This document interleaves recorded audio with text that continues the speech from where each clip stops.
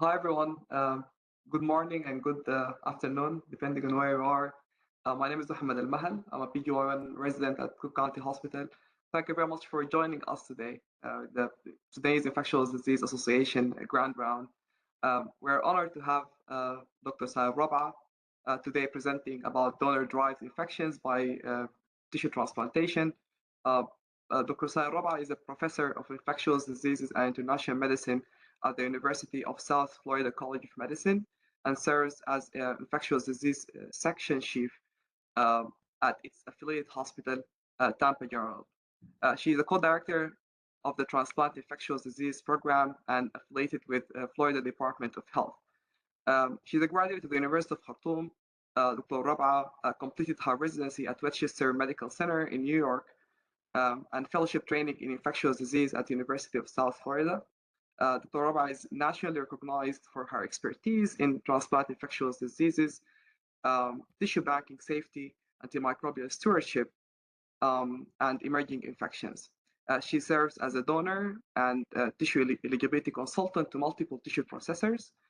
She also contributes to the Association for Advancing Tissue and Biologics, where she helped develop um, donor eligibility guidelines and update standards to reduce tissue transmission of Mycobacterium tuberculosis. She currently serves as the chair of the AATB Physician Council.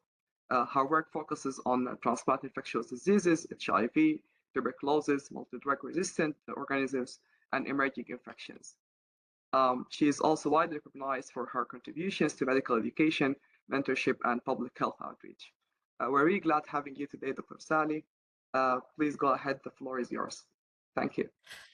Thank you so much, Mohammed, for your kind introduction. Dr. Izzeddin, for your amazing work with the Sudanese Infectious Disease Association and building this great forum, which I've learned and enjoyed very much. And thank you, everyone, for joining, taking time on your Sunday. Disclosures, I don't have any conflict of interest for this presentation, but some of the contents come from the association I work with, the LifeLink Tissue Bank of Tampa, Florida, and Puerto Rico. Many of the slides, information, and pictures, our work with the tissue bank there.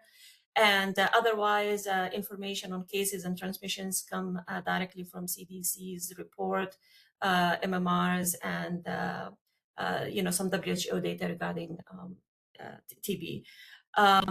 Without further ado, I'm gonna thank you, Mohammed, for doing the slide thing. And if you can learning objective for the grand rounds. I would like to go over three study cases from the most recent transmissions by tissue transplantation and kind of dissect it and see how it impacted donor eligibility.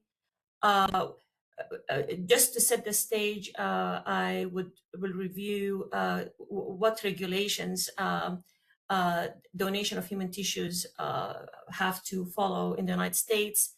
Some uses and applications of tissue, since it's not very widely seen in infectious disease practices, just to kind of elaborate on some of the uses of these tissues. Then we'll go quickly over the donor eligibility determination that we use to approve or disapprove donors for mostly tissue donation, which is a little bit different from organ donation. And then the second half of the presentation will just do the donor-derived infections by tissue transplantation. All right, the Center for Biologics Evaluation, or CBER, which is an entity within the FDA, the agency in the United States, which is part of the U.S. government, is what regulates the tissue donation in the U.S. The mission of CBER is, of course, to protect and enhance the public health through regulations of biologic and related products, including blood, vaccines, allergens, tissue, and cellular and gene therapy. So we have to follow regulations coming to us from CBER. The second entity is the American Association, which lately shifted its name to American Association of Tissue and Biologic Advancements. This is the professional organization. It's nonprofit, it's scientific and educational. Think about it as the IDSA. This is the standard-setting body promoting safety and how these tissues can be used. In the United States, the overwhelming majority of human tissue distributed come from AATB accredited tissue banks. So you have the guidelines from SIDA, which part of the FDA, and then you have the AATB putting even more strict guidelines. We can go to the next slide. Yeah. So the history of tissue transplantations around the world, it started really early, like in the early 1900s. By 1949, in the U.S. Navy actually established the first bone banks they would use like some bone chips and things for soldiers who got injured. By 1970, there has been like rapid development in transplant medicine in general, but the need is growing. So these, banking of human tissue and became like a thing. By 86, more than 300 banks in operation in the United States. 1993, the FDA said, okay, look, you have now 300 banks, they're banking this, everybody has some rules and regulations. Now you're going to be under FDA regulation by 1993. Then after that, up to 1995, they came up with almost like a core curriculum that anybody can look up. It's called Good Tissue Practices. Everybody has to follow that. So look from early 1900s till the 2005 when the regulations came forward. Okay, you can pass. Yeah. So today we estimated more than 1 million allograft tissue transplants are performed annually. So humongous amount of service there. The most disciplines that use the tissue allografts, usually the orthopedic services, neurosurgery, gynecology, cardiac surgery, of course, burn centers. By time, all these surgeons and patients recognize that tissue allografts are actually better, safer, less infectious complications, like less complications in general compared to alternatives, devices, and such. You can go to the next slide. This is just numbers up to 2021. As you can see, 300 million bone grafts, corneas, more than 85,000 in 2021.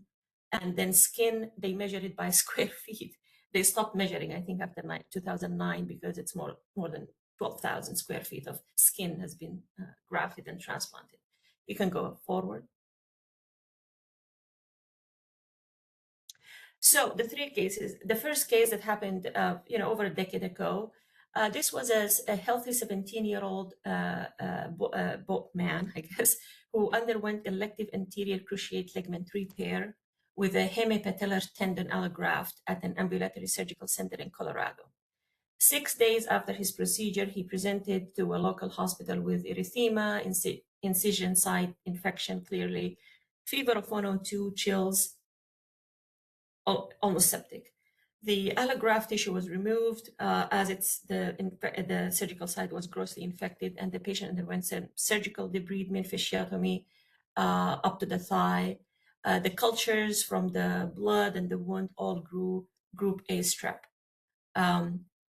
The donor, so of course, any transplant-related infection or suspected infection get reported by to the CDC. That's a mandatory notification because they have to investigate. So the donor was looked at. Was it a donor-derived infection? And the donor was a 50-year-old man who had spinal fusion 3 weeks before his death. The autopsy concluded that the cause of death, that the wife found the patient dead after complaining of some lethargy, not feeling well. The autopsy noted that he did have a generalized rash, but he had high levels of muscle relaxants and analgesic medications in his system. So the conclusion from the autopsy that he died from the toxic effects of these drugs. So the donor was accepted as eligible, and bones and tendons were harvested. The second case was a 23-year-old athlete, unfortunately, who had knee cartilage implantation, had a very quick death. Shortly, like a day or so after the implantation, he had high fever, went into sepsis. and multi-organ failure, cardiovascular collapse. The initial cultures were negative, but the CDC eventually isolated Clostridium sordielii from the patient. They looked at the donor, and the donor was a trauma victim who had major motor vehicle accident. He had fractures of his pelvic, and he had bowel injury and perforation. It was noted that the donor also was outside in the between the scene and the ME office up to 19 hours before they got refrigerated. So this donor was also deemed eligible, and tendons and bones were recovered from him. The last case, which happened in 2021, and unfortunately very similar case in 2022, that resulted in a lot of morbidity and mortality. I will disclose the infection at the end, but the recipients had an unusual fulminant presentation where they would get sick, within days to weeks from the transplant, and violently ill. The recipient I picked was a lady who passed, was a 60-year-old, with history of renal transplant on immune suppression. She received bone allograft to her cervical spine for a spine procedure. About a month into her, after transplant, she presented basically with sepsis. She had fever, high white count, increased neck pain, and she was diagnosed with a bilateral pneumonia. She deteriorated very quickly to respiratory failure and died. They looked at the donor, and this was a kind of unusual donor, I'll have to admit. The donor was an elderly man, was an 80-year-old, who is known to have CHF. He was in the cardiac clinic being followed by cardiology for heart failure. Was admitted to the hospital because he had 2 to 3 weeks of progressive dyspnea, cough, orthopnea, classic heart failure symptoms.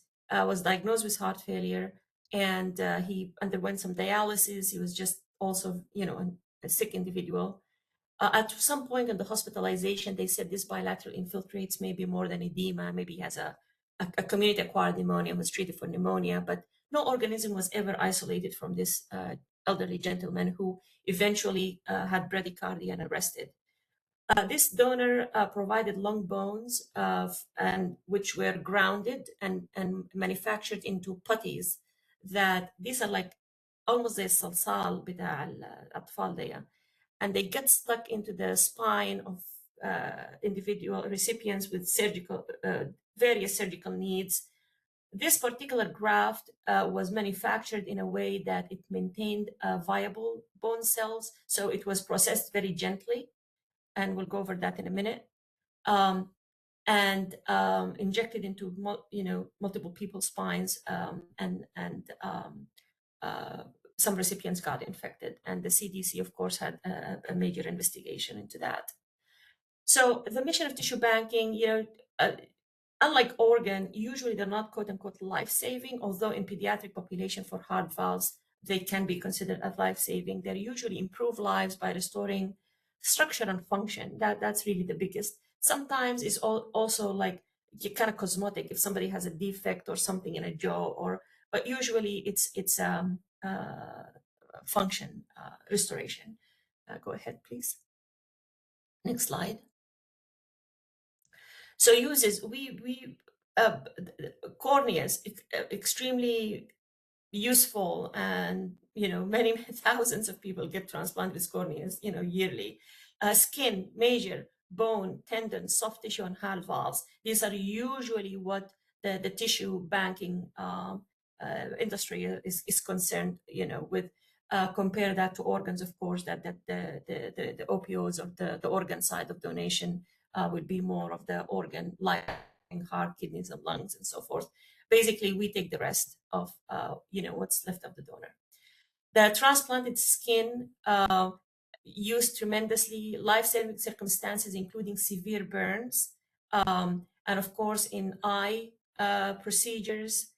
These are the main uses, and also the skin that is recovered from donors are usually from the back. So the back of the skin is inspected, it looks good, and we can recover the skin from that.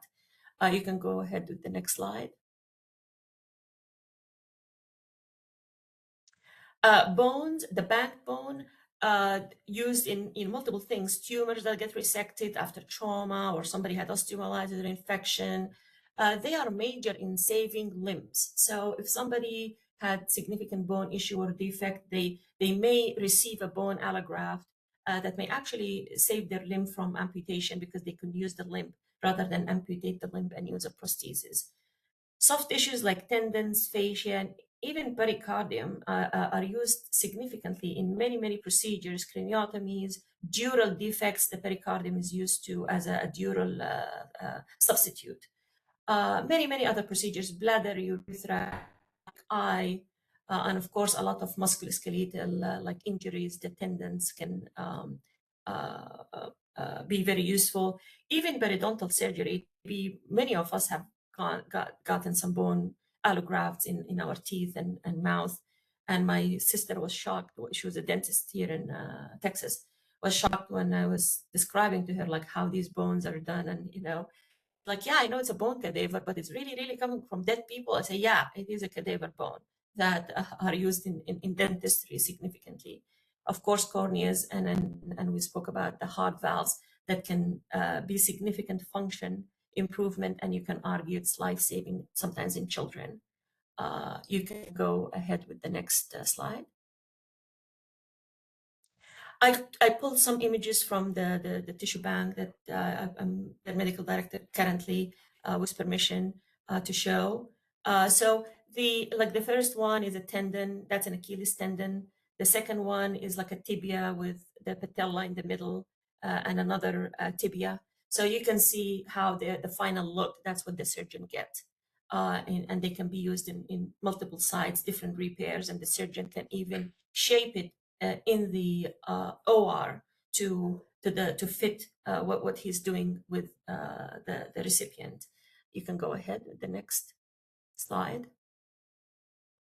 And these are some of the bone that is shaped in the bank. Like these are used in the spine, like the cervical spine or lumbar spine. These wedges of bones, they're small and skinny. They look bulky here, but they're and as I said, the surgeon can make it a little bit smaller or shape it the way he wants to or she wants to fit in the recipient.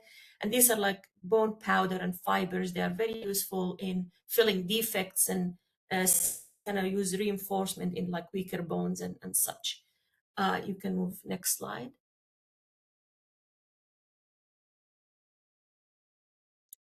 This is just more shapes of what we have. You can go to next.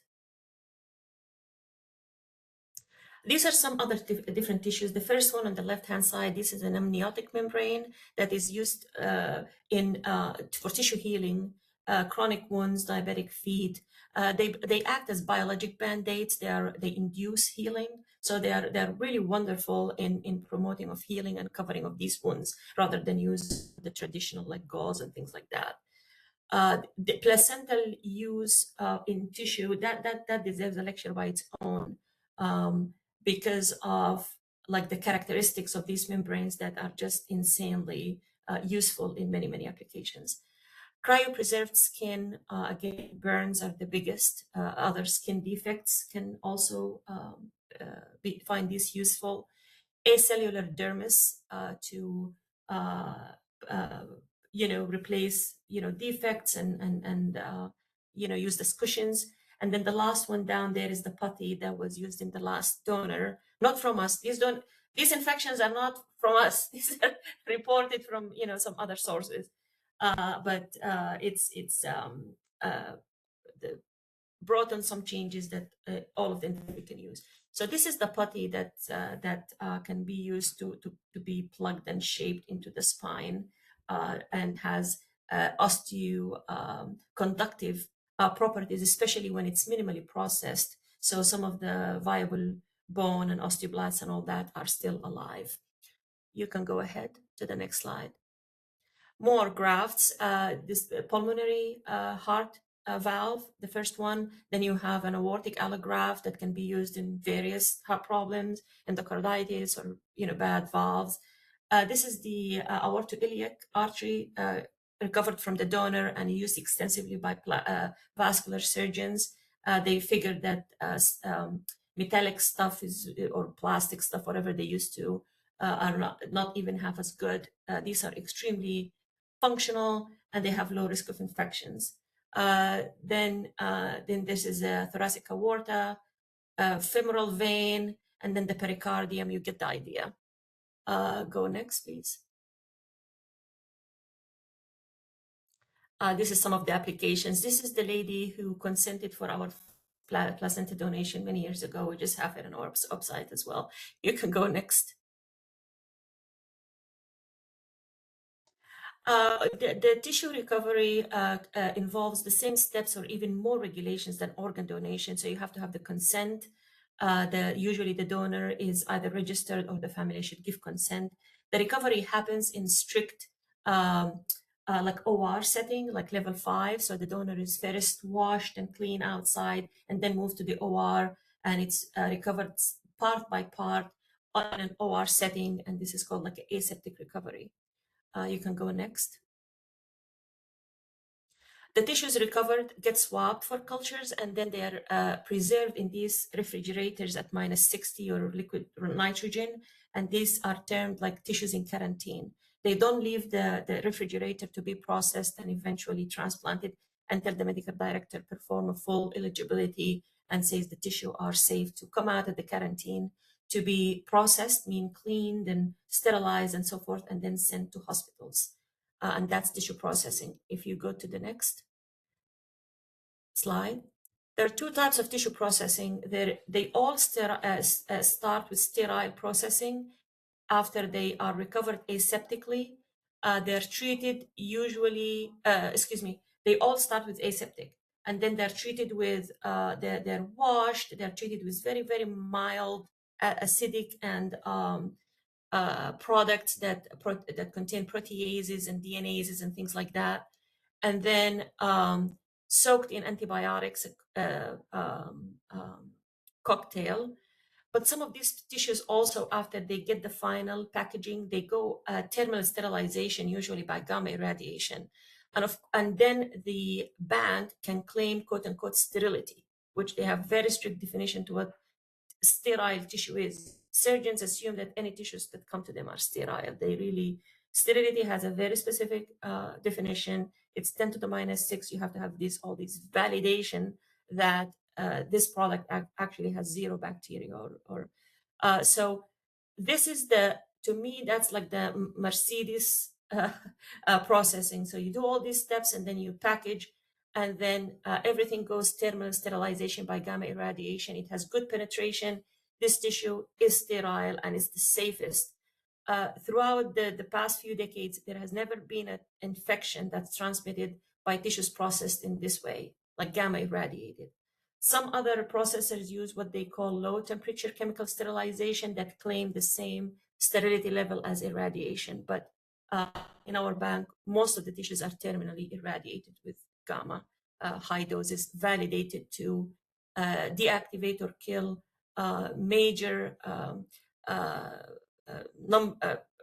big numbers of bacteria, aerobic, anaerobic, spores, fungi, molds, all that. You can go to the next slide. So I think we skipped a slide, but if you go back one, another one. Yeah, aseptic processing. Everybody starts with aseptic processes, but a small percentage of tissue types will just stop there after mild, gentle washing and antibiotic soak. The antibiotic cocktail usually contain antibacterial and antifungal. The most commonly used are things like vancomycin, gentamicin. Some people use carbapenem, and then amphotericin. Usually these are the combination of certain concentrations and so forth. So some tissues stop just there. And these tissues, sometimes they are manipulated in a way to keep most of the donor cells alive.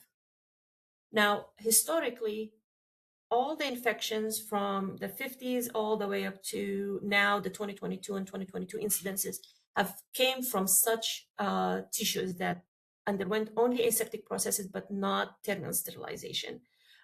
including these, spinal putties. Now they can be irradiated, but there is a group of um,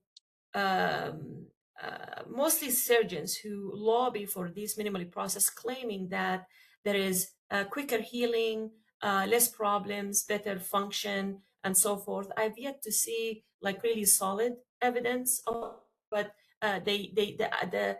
these banks provide a service to the surgeons. So sometimes they ask for specific things, and then the bank will start, the processor will try to make it as safe as possible, but try to give them what they're asking for, basically. So this is the aseptically processed tissue, and then you have the thermally sterilized tissue. And then you can move the slides to, please. This one and next one. Yeah. Packaging you can skip because it is also very like highly sterile conditions. But again, if the product inside is minimally processed, then so determining donor eligibility, basically it is the responsibility of everybody, from the group that recover the donor to the group that inspect the donor, all the way up to the medical director who does the final eligibility. Basically, if anyone detect a breach or something during this process, they have the ability to make the donor ineligible or not suitable to proceed. But unfortunately, the final weight will really fall on that medical director who will sign that the tissue be released. But it's understandable that it's the responsibility of everybody. So you can move the slide one, please. So it's FDA regulations because of the cases that happened now, not now, but for the past couple of decades, require that there is a minimal amount of the donor where they could, the maximum amount where we can accept when the donor has passed, basically counting from the last known alive. So they can, like, the person cannot last known alive like 3 days ago, their daughter or their son. They say, well, I talked to them 3 days ago and now they're dead. Now we don't have a last known alive time, and that would make the donor unacceptable. And just to relate it to the cases, that was related to the Clostridium case. So they figured after certain amount of being unrefrigerated, you have unacceptable amount of Clostridia. They may not be suitable to be processed with the processing we have. The cooling times as well, they cannot stay outside the refrigerator certain times.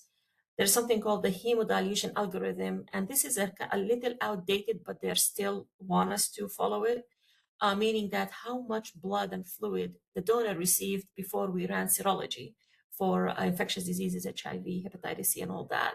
This algorithm was designed by weird calculation when we only had serology, not PCR technology, but it still has to be followed. Otherwise, you can be cited by the FDA if your hemodilution algorithm is not followed. Not a huge problem. It's usually people who got massive transfusions, so not very frequent. Of course, medical history, there is a long list of yes and no's, who can donate and who cannot donate. Infections are a big one of them, infectious history and all that, but also some medical conditions that may make the tissues not the greatest are in that list. Social behavioral history, of course. For example, now anyone who is an active IV drug user by FDA regulation cannot donate tissue. But it's perfectly acceptable now for organ, for example. So some organ donors may die of IV drug overdose, and they have all the organs procured because we trust the PCR, but we cannot take any tissue from that patient. Exposure and travel history, they had some issues with long time ago, at the time when there is the outbreak of the mad cow or Creutzfeldt-Jakob disease, and I think it was like in the 80s or something, by dura mater transplantation. There has been some restrictions of if the donor spends certain time in certain places at certain, so it's kind of also over-regulated, but that also takes into account. Now, the team that recovered the tissue have to do a physical assessment and document it, looking for specific things, including unexplained jaundice, rashes, tumors, evidence of STDs, all that kind of stuff, or anything unusual. If it's a straightforward, they make the determination that the donor is not eligible. If they have concerns, I have so many pictures from these recovery folks. what is this rash? What is this lesion? Is this an IV line or things like that? Then they can consult with the medical director and see if the donor would be acceptable. And then, of course, infectious disease testing. This is done bedside before recovery with the rapid testing. And if the rapid testing is negative, then the donor is recovered and then formal serologies are sent. These are non-negotiable by FDA, HIV, hepatitis B, hepatitis C, and syphilis. All donors would have to be screened for those, very similar to organ. Organ screen for other things that we don't really care very much about, like EBV or even CMV in most cases. Living tissue donors have to be also screened for West Nile virus and tissues that may contain blood cells or reproductive cells and all that. Also, they require us to test for HTLV and CMV. But bone, for example, we don't have in the United States, we do not require HTLV testing or CMV. But some places in Europe, which obtain tissues from USA, require LTV testing, and so sometimes we have to do it. So by FDA regulation, a donor with positive serology is ineligible to donate. Not the case anymore with organ, right? Because now you can accept hepatitis C, for example, or HIV from HIV to HIV and so forth. But for us, these are an FDA rule out. So you can go next. So for me or the medical director who does the final sign off, so you have to have all this information that but also you have to make sure that you have adequate, we call AATB describes as adequate medical records. Sometimes people are seen death or ER death, right? So you may want to say, well, I need PCP records, or the donor was seen for, I don't know, skin cancer removed. The family will say they had skin cancer removed. You may ask for consultant notes, full records of hospitalization, including images, cultures, and so forth, if they got an autopsy. So you have to have all this information before you do your final eligibility determination. Sometimes you may not have much, and that's a call that the medical director has to kind of say, do I have enough history and enough evidence that this is okay, even though I don't have hospital records or images and things like that. So it's AATB tries to put so many rules and what's adequate, what is that, but at the end of the day, it's really a very individual call of what somebody would think they have adequate information or not. You can go ahead. Complications of tissue transplant, like any other medical procedures, of course, they can be associated. They're not complete. They're extremely safe, but they're not risk-free. Infections, for example, can happen. Donor-derived, of course, recipients can get the surgical side, their usual, their staph and all that stuff. But donor-derived infection is still a potential. We could see from the two cases, which was one had significant morbidity, the other one actually killed the patient, like the group A strep and Clostridia. These were donor-derived or tissue-derived. And then rejection. Now, these tissues are highly processed, so usually they are not really immunogenic. So you don't really need to use like an immune suppressant like organ. But sometimes just the body doesn't like it, and they may have a local reaction that can lead to mechanical failure and such. Transmission of disease, all your infectious disease workup can be negative, but as we will see in some of the list of the donor-derived, some HIV transmission has happened when they didn't have NAT at that time. So you can transmit some diseases, or like the CGD transmission. So, not really infection, but it's a disease transmission, if you will. Again, they're really rare in this type of procedures and this type of transplant. In my opinion, and I think many of the ID folks will agree with me, we've seen so many device infections, but if I ask the group now, have you dealt with tissue infection? Probably not, because they're not really that common. Bleeding, pain and discomfort, complications from anesthesia. So all these are that the surgeons should, of course, counsel and be in the lookout of these things. But in general, compared to device implantation, for example, are much less. You can go next. So the reality is that infectious adverse events following musculoskeletal allograft and tissue transplant in general are really not common. And you can tell from your own experience, this is not something that comes to the ID service. Unlike all these, I have to say, except maybe endocarditis, but many times they are mechanical valves, bioprosthetic valves can get infected, especially if the person is an IV drug user or something like that. Other than that, I mean, it's not, one of the common things that ID deals with. Next slide. However, when they do occur, they are associated with a substantial morbidity because sometimes people lose limbs or things like that. You can lose earnings, career, lifestyle, like the athlete who couldn't compete anymore. Occasionally death, like the case of Clostridium or the two transmissions in recent transmissions. And of course, it's a huge legal issue. I mean, I don't see organ-derived infections really undergo 1/10 of the legal implications that tissue transplant and surgeons or hospitals and tissue banks go with tissue infections. Next. So it is a fact that as a proportion of all health-associated care-associated infections, those originating from those allografts have been relatively uncommon over the past years. How we knew that, if you go next. My friend and colleague, and if you know him, Lenny Archibald from University of Florida, and he worked, with CDC for a while. They had this big, investigation a long time ago about healthcare-associated infection, and the conclusions were, if you go to the next slide. So these are the hospital-acquired infections that we see. Your gram-positive, the coagulase negative staph, Staph aureus, Enterococcus, E. coli, your Candida, Enterobacteriaceae, right? This is like when somebody's in a hospital and they get the hospital-acquired infections, that's what they get. But if you go to the next slide, let's see what allograft or tissue infections transmitted over the past, few decades. So starting from the 1950s, so look, very different infection transmission profile. You have hepatitis B, HIV in 1885, and you can argue they had very primitive serologies. A 22-year-old who died in an accident actually donated femoral heads, and it was the window period, and the recipient got HIV, HTLV1 from somebody who got a blood transfusion that was not screened in 1991.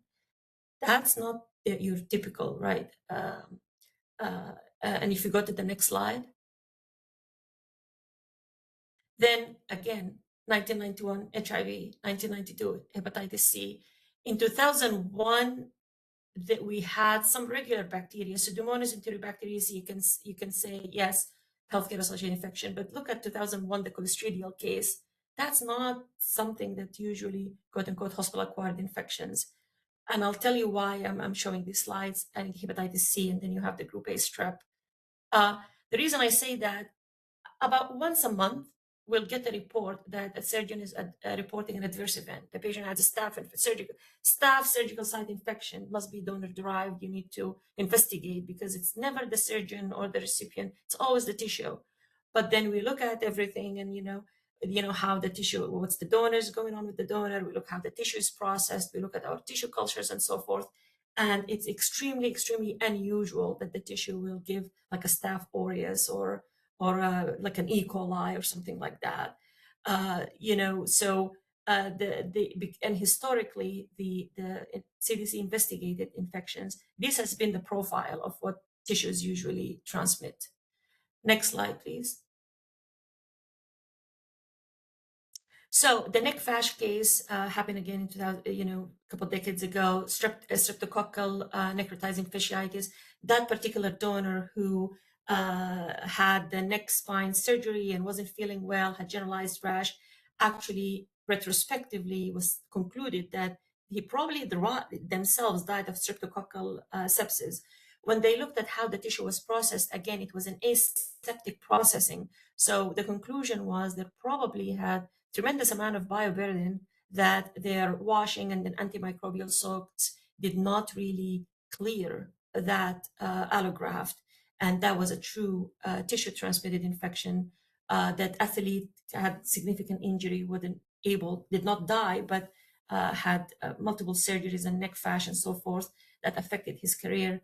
So FDA and ATB put forward some micro criteria, and what we won't go into that, but it did kind of put some changes when you see suspect or see streptococcal growth in any tissue contact, especially group A strep. Next slide. The Clostridium that killed the next patient, again, the donor had major bowel perforation. So it was concluded that that was the source, but when they looked at how the tissue was processed, again, it was aseptic processing with antimicrobial soaks. What they did not figure out that these antimicrobials will not get rid of the spores. And that's what probably happened in this case, that there were some Clostridial spores, and then now, when the recipient got it, and that's how the Clostridial sepsis happened. There is also strict micro criteria around Clostridia growth from any tissue. You can go next. Donor number 3. Remember that the donor who, unfortunately, patients died after receiving these viable putties from the 80-year-old gentleman, and a lot of people had kind of difficult feeling about the age limit. Tell you something, in the United States there is really no age limit for donation. I think they look at it as some sort of age discrimination, but it's upon the bank to select what tissues are suitable and how are they processed based on, of course, the long history of this donor. They probably had a lot of comorbidities. So in the case 3, which are the most recent transmissions in 2021, 2022, the bone was procured from this deceased donor. That particular bank made 154 units of this putty that contained viable cells. They were distributed to 37 hospitals and ambulatory surgical centers. From, in 2021, they were implanted into 113 recipients. So that's one other very significant distinction between tissue transplantation and organ. The organ will go to one donor. Get a heart is going to go to one, usually. Tissue, the donor can produce so many, from their corneas to their tendons to their multiple bone pieces and putties, and it can go to hundreds. So usually when a transmission happens, it's also extremely prominent in that case, scenario, because of the number of people that get affected. So 113 recipients, and the rest was still at the bank. Next.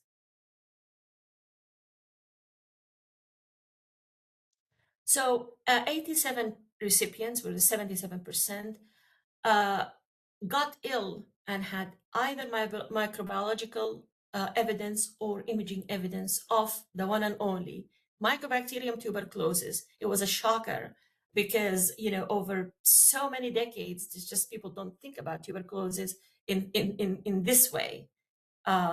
So this was the cause of death of case number 3, that she had her situation was unusual, that she was a kidney transplant and immune suppression.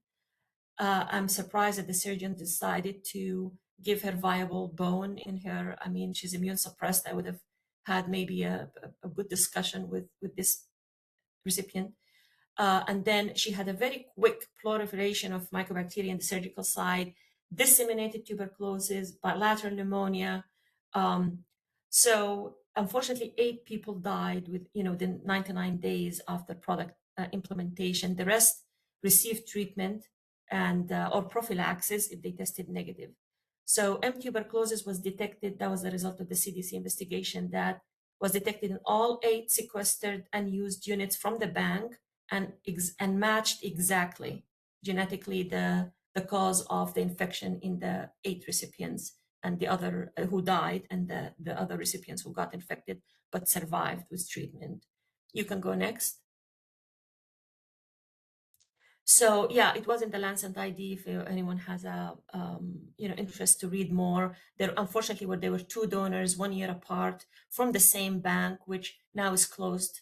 And I can at the end can just tell briefly what we think. They kind of not did wrong, but what they missed. Next.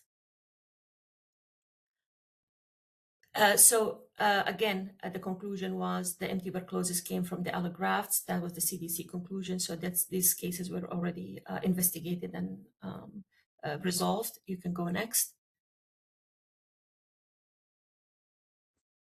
So as you can imagine, as everything in the United States, there is just like a knee jerk to everything. Of course, there was such a upheaval in the, I mean, rightly so, because it's, severe infection, people died and all that. But I mean, hospital-acquired infections kill more people, organ-derived. I mean, we've had many patients with tuberculosis-derived. But I guess the magnitude and the shock of this put the FDA under tremendous pressure that eventually put like the AATB under a lot of pressure. And they said, you're going to have to come with something. We do not want a tuberculosis transmission again, which is, of course, a fantasy because tuberculosis is here to stay.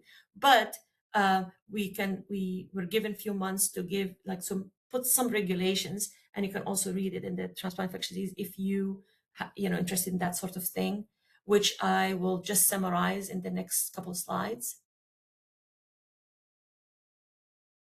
If you go next. So criteria for preventing transmission of relevant communicable disease just through tissue transplantation, just focusing on the TB part. The new regulation is that persons with a history ever of tuberculosis disease are not eligible to donate any tissue. Of course, again, the response, in my opinion, is kind of more, but we were pressured to kind of put something to kind of show everybody and the FDA that this is taken so seriously. So, for example, if somebody when they were 25 and they were living, I don't know, in Sudan and had TB and they got treated, and now they're 50-year-old in the United States, they're healthy, they're doing good, they die of a heart attack, we cannot get a tissue from them. It was not like that. It was that if a patient has a history, is treated, you do donor eligibility, so now they're out. Persons with a history of latent TB within the past 2 years, diagnosed within the past 2 years, are also not eligible to donate any tissue. So last year, I don't know, I travel somewhere or I do a job interview and I get a positive PPD or quantiferon. Next year I die. It's not, I'm not eligible. The 2 years was picked because most of the reactivation happens within the first 2 years of exposure or diagnosis of latent TB. Again, you can see a lot of inaccuracies, but if there is a recent diagnosis of LTBI, then now it's prohibited to donate.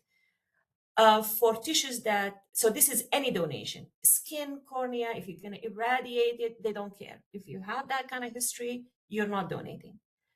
So they have a little bit more strict for tissues that ultimately will retain viable cells, which are basically the two donors that transmitted TB. Both these donors donated viable cells. If that's the case, then they have also to follow this criteria. If you go next.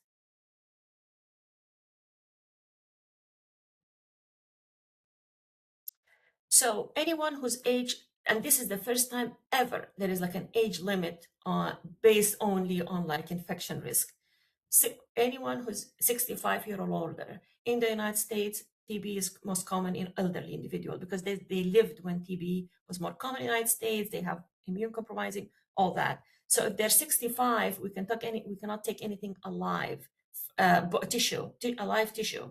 You're gonna have to process in a manner to sterilize. So these are basically your gamma irradiated. So if you have a 68-year-old who just died of heart attack, you're gonna take bones. You're gonna have to wash it with all the acid and stuff, and then eventually also gamma irradiate the final product.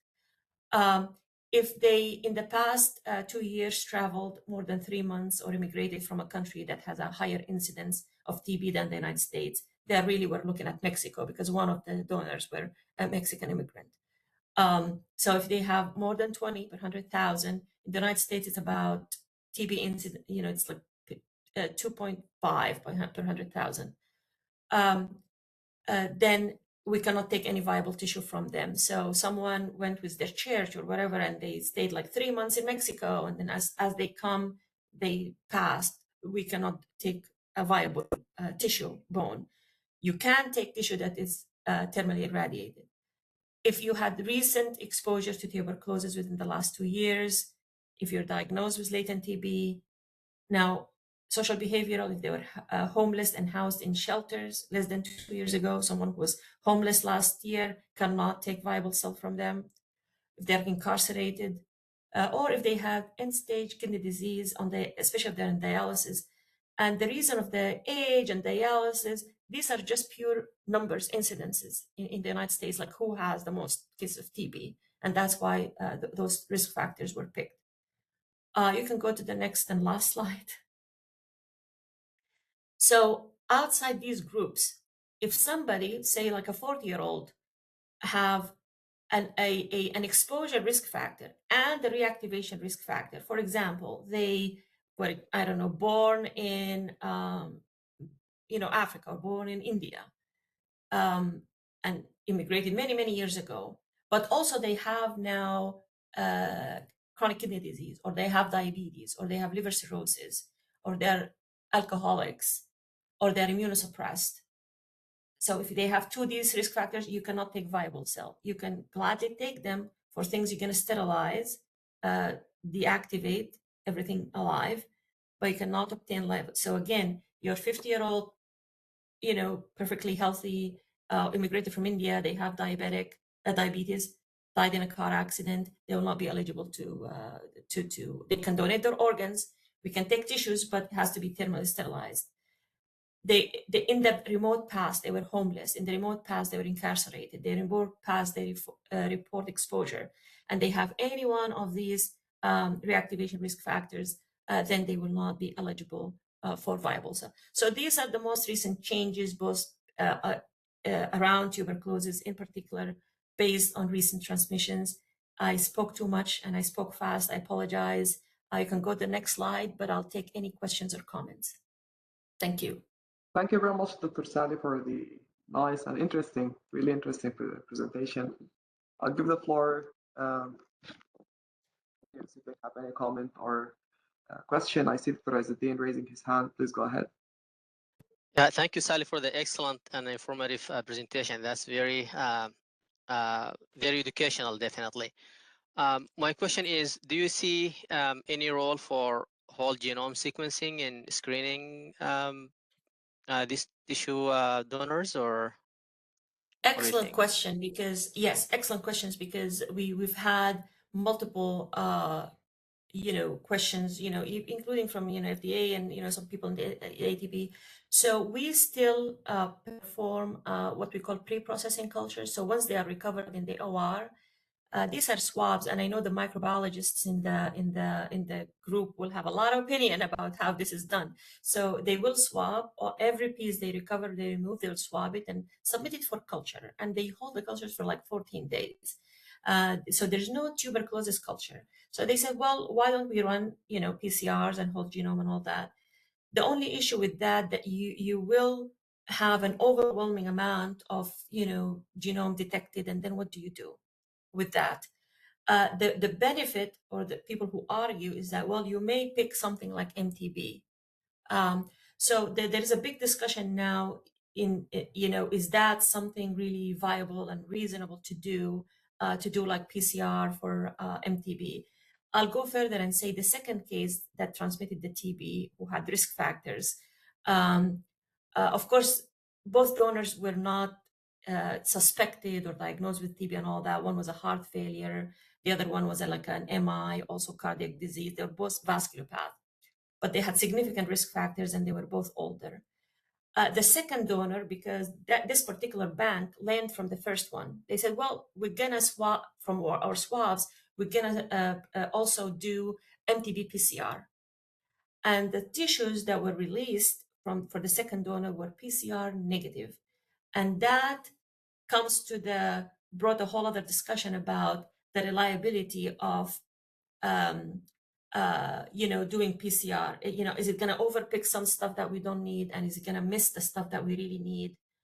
And the ATP at this point, and things may change, decided that if you more by risk factors and epidemiologic exposures and all that, you may actually be a bit more successful than depending on PCR. I basically shared my personal opinion, which was not very popular. I said, you follow your epidemiologic exposure risk factors and you review the records, make sure you don't have any suspicion of TB, but anything viable, especially from the marrow, because the products that transmitted was viable bone that contained the donor marrow. I mean, I can't even in my phantom. I said, if you want to send that for PCR and MTB culture, maybe. But then how do you get a sample that's representative of the whole person? So it is a big discussion. The short answer to your question is it's still under discussion and evaluation, but not yet implemented. But to your point, Izzeddin, in the lung transplant, in our lung donors, they do AL and they get PCRs, they get respiratory panel and MTB, and they good cultures. They because it's the lung, so it kind of, and they organ people did that for long time. So the question is something like that can be applicable to tissue, and how much tissue, what is the sample size, and all that. All right. I see you, Khalid, raising your hand.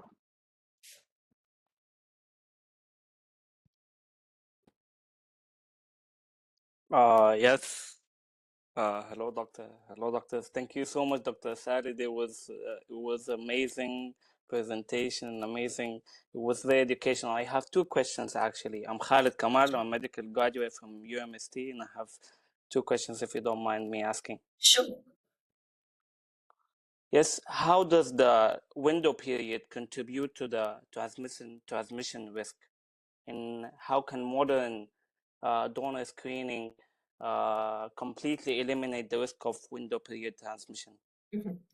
A great question. So back in the 90s, we didn't have the PCR, the NAT, right? So the window period was like basically the incubation period for HIV from acquisition till the serology was able to detect, which was correct me folks who do more of the HIV, was like more than 2 weeks, maybe 3 weeks with that old type of serology, because you're waiting for seroconversion, right? But now with the NAT, the window period has significantly narrowed. So the best we can do right now is whatever the NAT allows us. And if anyone knows how the window period for NAT, I think it's very short. But again, the NAT has never failed us since the introduction of the NAT. We've had sometimes people who had quote unquote some high risk, maybe multiple sexual partners or somebody who like in drug use, so you don't really know if the whole social behavioral. But if they're NAT negative, and of course they also have to be serology, their serology has to be negative. We have not had the transmission. So this is the best we can do now is with NAT to narrow the window period, but I don't think any test can 100% ensure, and that should be in the consent when the recipient, just like with blood. Same thing with blood. Any blood that was screened using this NAT technology, most recently have not resulted in HIV or hepatitis C or B transmission. Thank you so much. All right. Since I see no one raising their hand, I'll go ahead with my questions. I have my hand up, and I had it for a while, Mohammed. I don't know if you see it. I'm sorry to say it. Go ahead, Madam. Yeah, thank you so much, Dr. Rabah. This is a great presentation, and I really appreciate you sharing your expertise with us on a weekend. And I feel like I learned a lot, especially about tissue processing, because this is not really something that we usually get any training on, and we're just assumed to know. So thank you so much, especially for spending time on that. So one of the questions that I have is that these infections usually happen in the context of post-surgical infection in the same period. And there can be a lot of confusion between whether this is a post-surgical infection, just like any others, or this is a truly allograft infection. And in my experience with surgeons, I mean, I don't do general ID as much anymore, but the experience that I had is they usually dismiss the fact that this could be anything related to the graft if it's an allograft. And they're like, no, there's no artificial, there's no hardware in there, so this is probably not the case. So how do you navigate that? Because it can be very complex, especially if these are very rare, like you mentioned. And they're probably true most of the time, but every now and then maybe we'll run into this and it can be missed. And then the last question I have is about, there was something about rabies last year in the news, and I can't really remember the details, but if you can comment on that, that would be very helpful too, because that can be scary. Thank you, Sally. Yes, and thanks for bringing that. Yes, yes. So yeah, as I said, we probably get maybe once a month that there's a concern or a surgeon who said, well, we got a graft infection or a surgical site infection, and we think it's donor-derived. So to establish if the graft is infected, so that's the first step, right? They're going to have to do blood cultures, look at the graft radiologically, and see mechanical failure and see collection of fluid. They have to go to the OR and get that thing out, right? They are correct that it is extremely rare. And if it happens, is usually like it's a recipient issue. For example, the heart valve that the recipient insists on you. We all had these patients continue to use IV drug. So establish first clinically, radiologically, and microbiologically that, yeah, you're dealing with graft infection. And of course, as we know, these infections, graft infection, aortoiliac or heart valves, or you're going to need to debride or remove or do something. Much less than device. And sometimes if it's early enough, within the first 2 weeks or so, you can argue that you can treat with antibiotics only. But you have to have a close follow-up and understand, your feeling. Now, when the report comes to us, we look at the donor. What are their risks? What are their cultures? And more importantly, we look at the rest of the recipients. Immediately, we kind of see, because as I said, the tissues go to so many people. If you have one more recipient with an infection or a similar infection, I think you're done. That this is a donor-derived, right? But majority of these hospital-acquired infections, with the staph and I don't know, resistant, with this VRE and all that stuff, are really not from the tissue. Yes, the graft is infected, but it's a recipient issue. It's an OR tissue. It's a surgeon issue, not a donor-derived. So that's the distinction is that. Now, if you're telling me that there's a new HIV or there's a Hep C because of the historic thing with grafts, and I take that very seriously and say, well, usually people in the hospital are not given hepatitis C, so we have, and even in those cases, the vast majority with the new technology, we find that the recipient had an exposure in their own after. Now, regarding the rabies, that was a very interesting case. And as I read, and they say that hindsight is 2020. I mean, I'm reading about that donor, and I said, this donor made my palms sweat. Hindsight is 2020. Who knows, right? The donor was a 30-something-year-old white male who uses meth. And I think had some psych issues, and they were they were in the woods, I don't know, doing meth, okay? And then they were found unconscious. They had seizures. They were diagnosed with meth overdose because they had tons of meth in their system. And the organs were functioning so well, he was very quickly procured. They took heart, lungs, liver, kidneys. Interestingly, the tissue processor associated with the OPO, with the organ recovery, declined the tissue, but the cornea folks took the corneas. And I'll tell you why the tissue would decline, because a very strict AATB rule, if you have an encephalopathy of unclear, undetermined etiology, you need an autopsy, you need a brain, because of this was done by FDA and ATB because of CGD. That has nothing to do with rabies, but it served the tissue folks very well at that time. No tissue was recovered or transplanted from that donor. Fast forward, they transplanted the 2 corneas, and they transplanted the 2 kidneys, the liver, the organ. Now, how they found out is that like 3 months after one of the kidney people died of like seizures and agoraphobia and classic rabies. And then the CDC investigated and isolated the rabies virus from the recipient, and very quickly went back and biopsied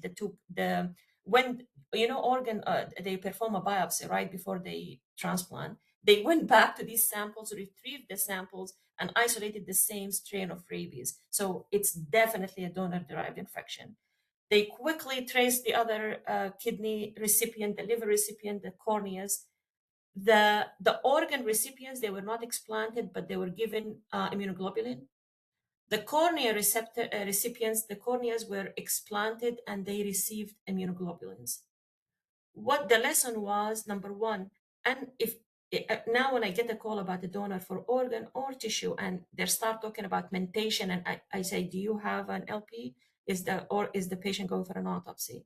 If the answer is no, we're probably declining the donor. Second, the regulations for tissue prohibited the bank, the processor, from taking tissue. Last, the lesson is that immunoglobulin prophylaxis work because not the cornea recipients or the other kidney who got the immunoglobulin before they manifest rabies have rabies up to now.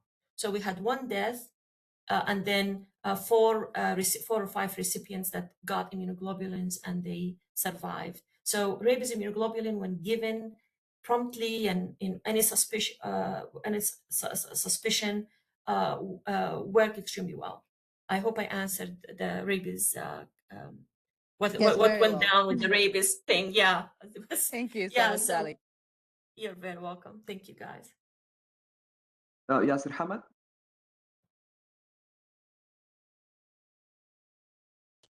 Hello, yes, shukran, Sally. It's really just concur with everyone. This is a very informative session and highlights an aspect that we don't see as often. So I guess I just have some processing regulatory questions for you because I'm more familiar with the organ donation and harvesting, but I don't usually, I guess, know what happens after the organ is accepted or the donor.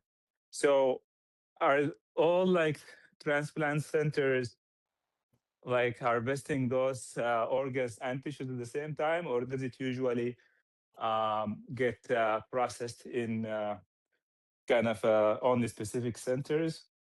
The other question I had is, so once I guess you harvest all the tissues, is it like more like, as you mentioned, like a tissue bank and you just keep it and then custom made per surgeon request, or is it like pre-packaged and in a way that just like it's shelf ready? And the last question is it also related like commercially? Is there like commercial companies that kind of process these tissues, or is it like who paying for all these costs and things? Good. Yeah.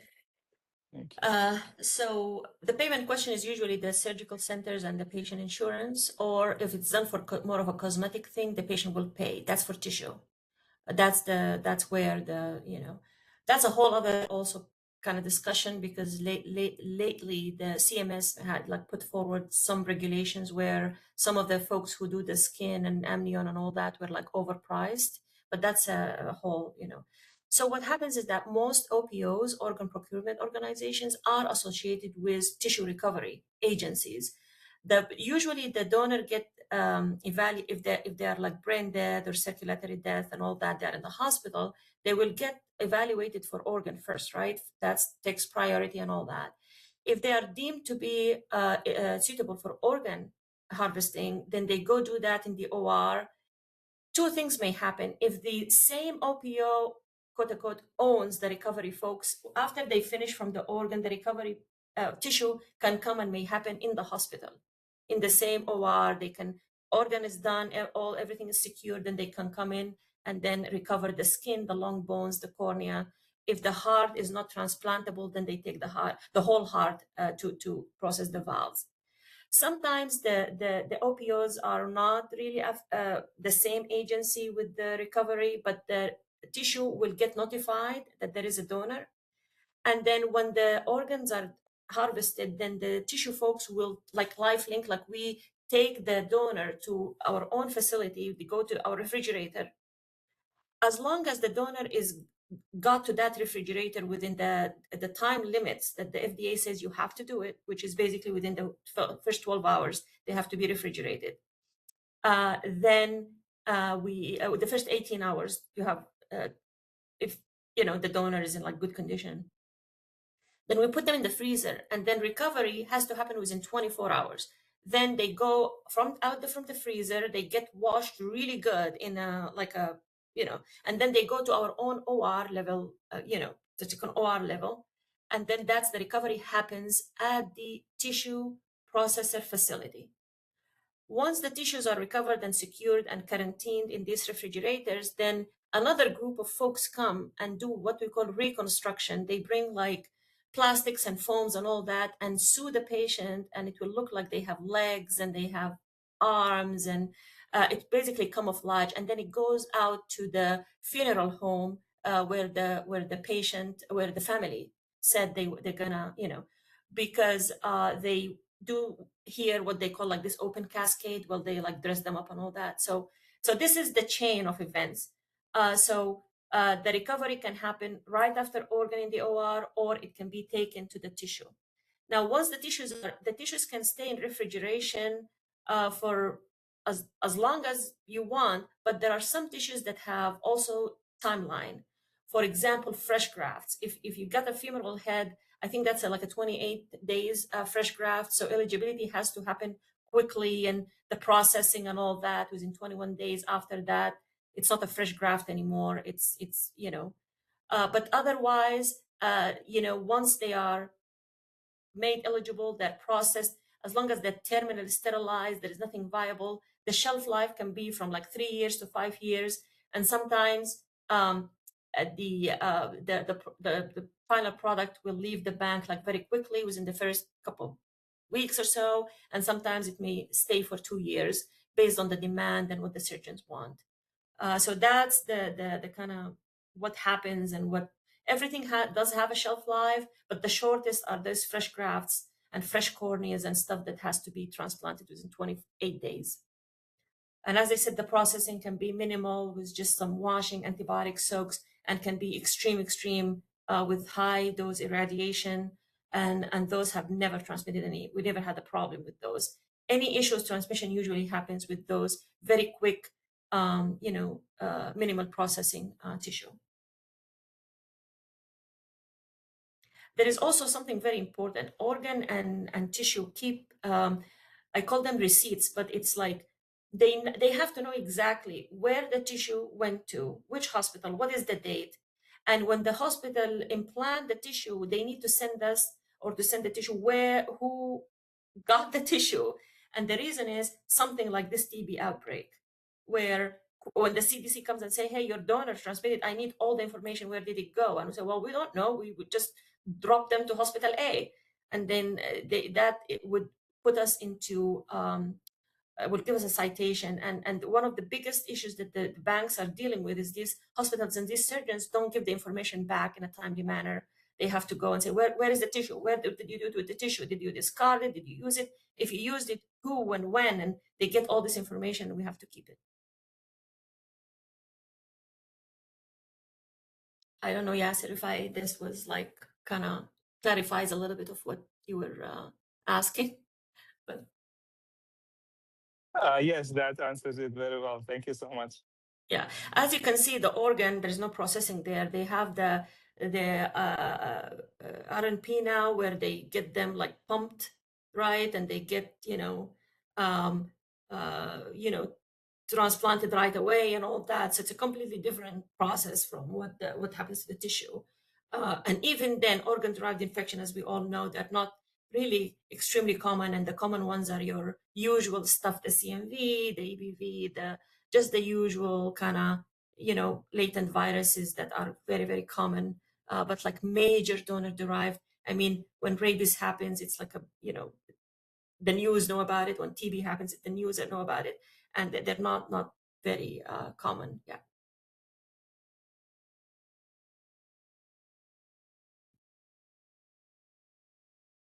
All right, Ahmed Al-Bakr, let's go ahead with your question.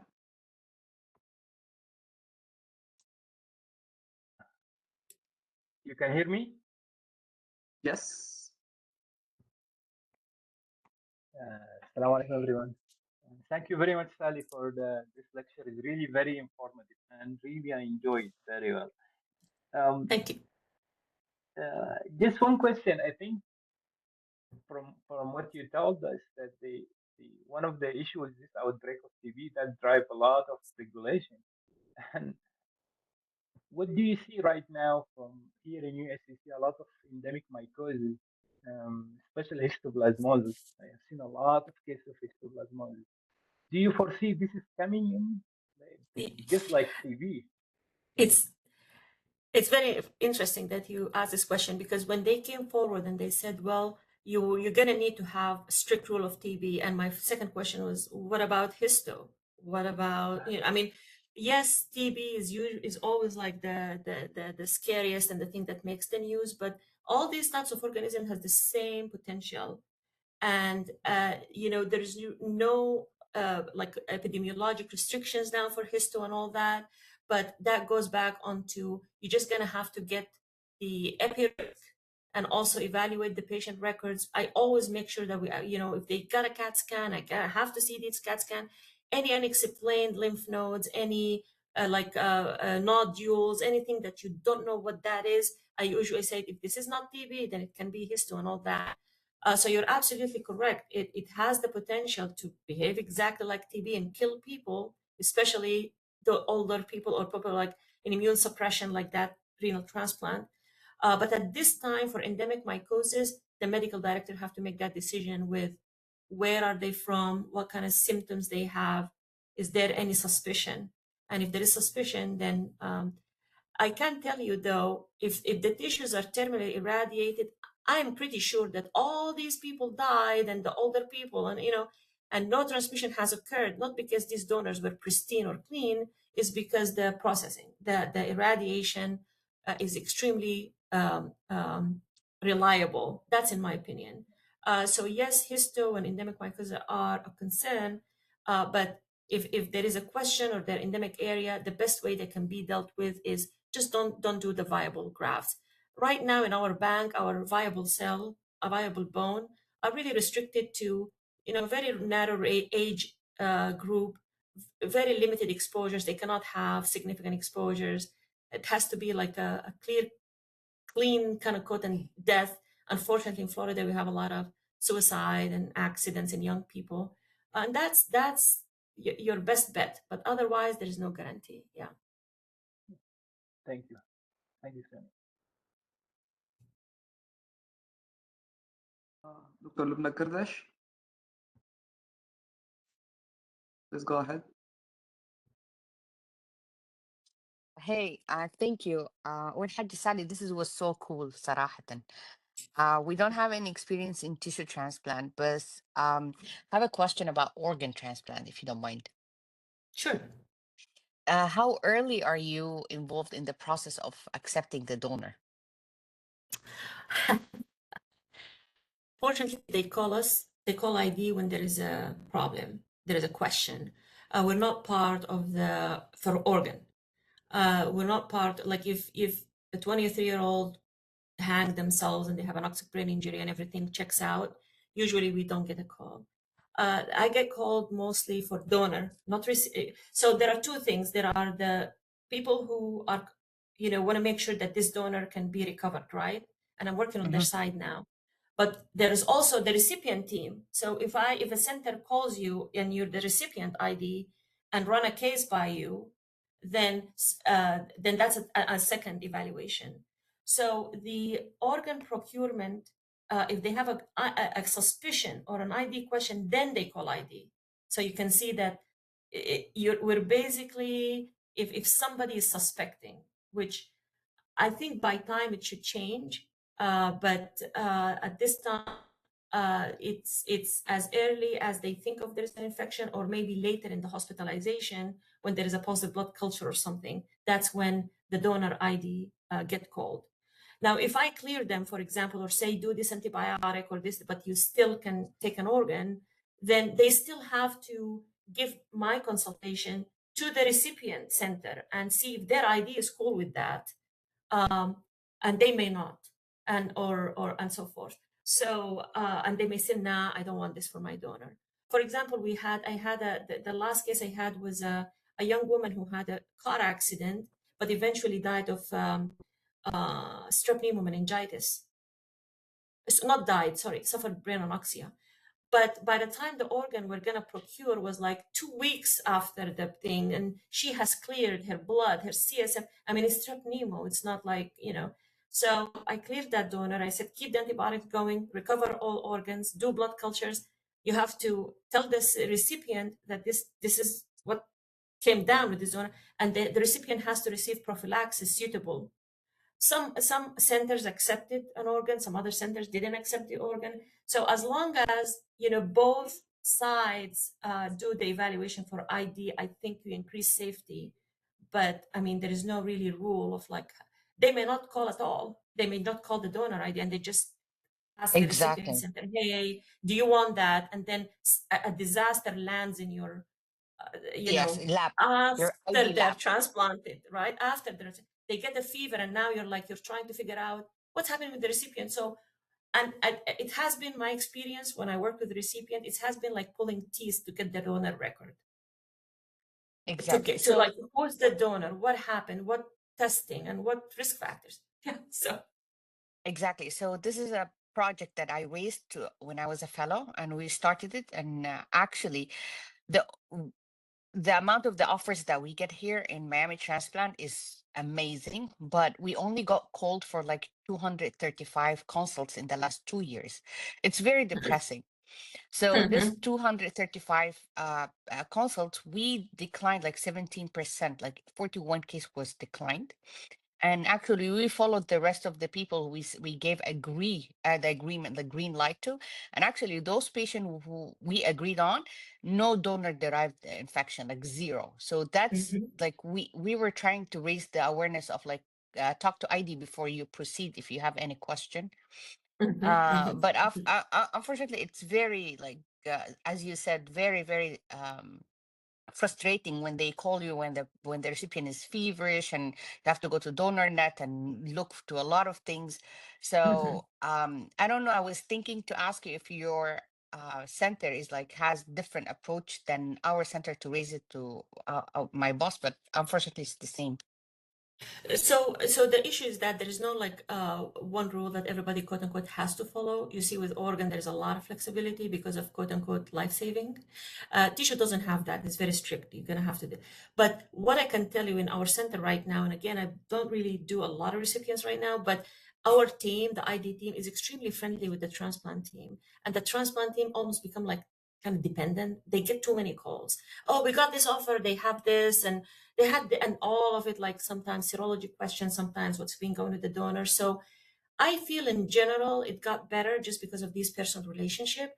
But there's no like, I feel like eventually it should be like a quality thing at the Transplant Institute that, as the heart surgeon has to say, yes, I accept this for my patient. Maybe somebody should call the ID and say, this is the donor history. This was been going on with them, cultures and so on. So are you still cool?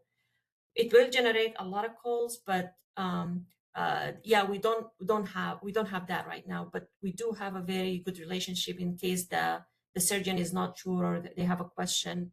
Then ID will be called before the organ is accepted. Otherwise, same scenario. Organ is transplanted. There is a question or a result that comes later, or the recipient suffers something, and now ID has to figure it out. Yeah. Okay, thank you.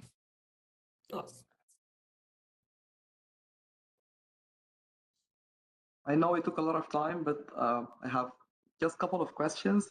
The first one regarding the case of the group A streptococcus. You mentioned that the tissue processing might have not get rid of all of the infections. I just want to ask, do you usually do post-processing cultures? Do we know if after the processing infections have been totally cleared or not? The second thing regarding the case of the TB, I'm not sure if you already treat your tissues when you do the antibiotic cocktail. Do you include anti-TB antibiotics or not? But did you consider that instead of just excluding all of the donors who have history of TB or risk factors of TB? A great question, and I'm telling you, this is like part of the like active discussion that all these like working groups and kind of trying to figure out things. So your first question was yes, about 5 to 10% of the final product do what we call destructive sterility testing, meaning that you're going to get that gut tissue, you're going to take a 5% of 10% of it. Again, these are random sampling, and you're going to crush it and kind of put it in culture and see if you achieve this quote unquote sterility.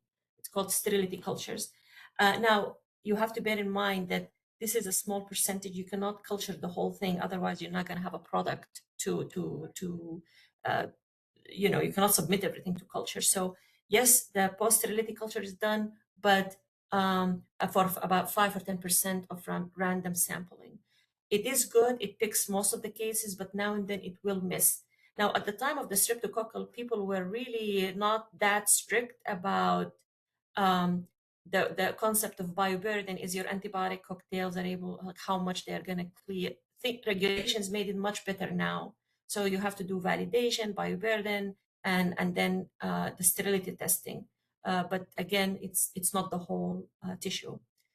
The second thing with the TB, so as you know, the TB it's multiple medications, right? It's not one drug, and also requires time. And that's the problem with TB, that I think the people are having problem eradicating it because of how slow. It's a slow grower. So like how long are you going to soak them?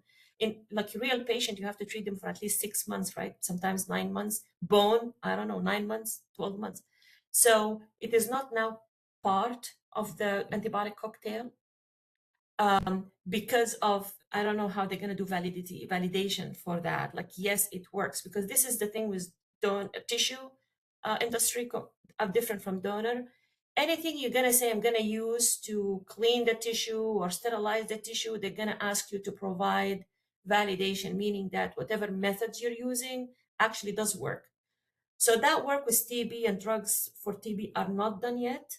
Maybe in the future, it would be part of like, okay, maybe we can use antimicrobacterial, but from the theory of it, it may not be the easiest thing to do to have them soaked for these on these antibiotics for the amount of time needed. All right, thank you very much. Great points. You're welcome. But for the antifungal and antibacterial, it's a 24-hour soak. So it's like an overnight. They clean, they wash, and then they put in the antibiotics for like 24 hours, and then they come. In my opinion, if your product is eventually terminally irradiated, then the antibiotic step is not really a very significant step. But it's the tissues that you're not going to irradiate. Those ones that are going to be like soft and wet, and for some reason the surgeons kind of like tendons that are aseptically many processed. They say they have good elasticity, they live longer, they don't like irradiated tendons. We still irradiate as much as we can. Any patient with risk factor donor, we send for irradiation. It has to be like really almost like zero at the risk that we do minimal processing for tendons. All right. I see no one raising a hand. Is there any final comments or before I wrap up the meeting? I just want to thank everybody for taking the time and asking the question and have an interest in something not as like common or as, major problematic for ID, but it's good to know, what's going on the other side of transplant. Thank you very much, Tali. That was very, again, informative and excellent, as expected from you. And I just want to plug in a request for everybody else. We need speakers to volunteer for the next sessions, and we really appreciate any contribution. Thank you, guys. All right. Thank you very much, everyone. We're going to let you know of the date and the topic of the next round.